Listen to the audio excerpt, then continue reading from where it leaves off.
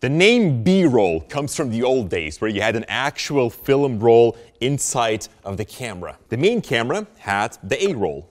Here it is. And the second camera had the B-roll. Now that name kept sticking around, but of course the function of the B-roll camera has not changed that much. Now don't worry, you don't need an actual second camera. In fact, you could make an entire video with only B-roll shots. Let's start simple, an interview. The talent who is talking on camera is shot with the A-roll. Usually we refer to it as the main camera. The B-roll camera usually sits more on the side, taking a different framing. Now this is not necessary, but it does make the interview more dynamic. You know, this B-roll camera could even take shots of the talent's hands. So that means if you only have one camera, you could take such shots after the interview. You can edit them in such a way that it seems like the hand gestures from the B-roll were taken during the interview. But B-roll could also be shots taken outside of the interview or the main message that you're presenting. For instance, we again have that interview, but then we show clips of what the person is talking about, which could be shot at a different location, perhaps even some stock clips. Another example is where you cut to a B-roll sequence after an interview. So the music suddenly starts and you see a montage of creative shots. B-roll in essence just makes your videos look more dynamic. They don't tell a direct story, or at least not an important story, but they do visualize a lot, making your videos more pleasant to look at. You know, it's like in this class, I could also just talk the entire time without showing you guys anything. I mean, you get all the information,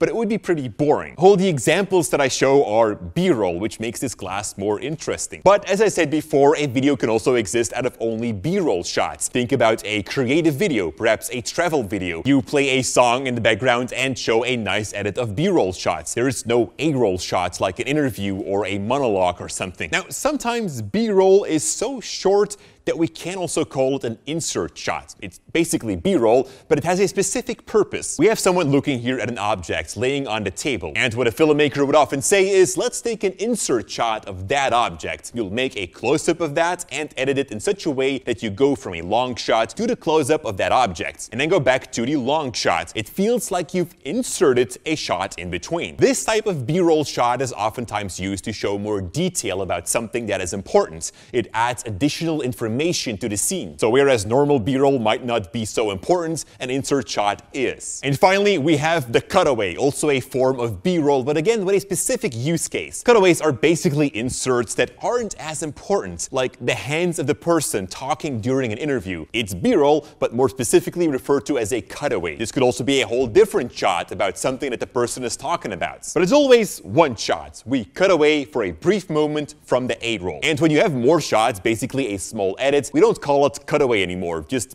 a B-roll sequence. Now, if this was a little bit complicated, don't blame me. These are filmmaking terms invented in the old days. It's just good to know that these things exist. B-roll sequences, insert shots, and cutaways. But you can also just name all of them B-roll. There's nothing wrong with that. Just make sure that you think about B-roll when shooting a project. Don't just leave the shoot after the interview or the dialogue or whatever is done. Always think about the extra shots that you need to make your edits more dynamic and interesting. The B-roll shots. And you know, before I'm ending this lesson, I would like to mention a very useful resource again, Storyblocks, which I also talked about before. But a stock library like them is super useful for if you don't have the right B-roll. Storyblocks has over 1 million royalty-free stock clips in HD and 4K resolution. This means that you can use your downloads even for commercial purposes, which is great. Now, sometimes I feel like I didn't shoot enough B-roll. It's a mistake everyone makes at some point. You can fix that by downloading a stock video. Or perhaps you need an insert shot. You could film yourself as you turn around to look at a clock, for instance, but you don't have that fancy clock, so simply search for clock on Storyblocks and use that as the insert shots. So there you go. You can always check out Storyblocks. Again, I'll leave a link here in the class notes if you want to check it out for more information.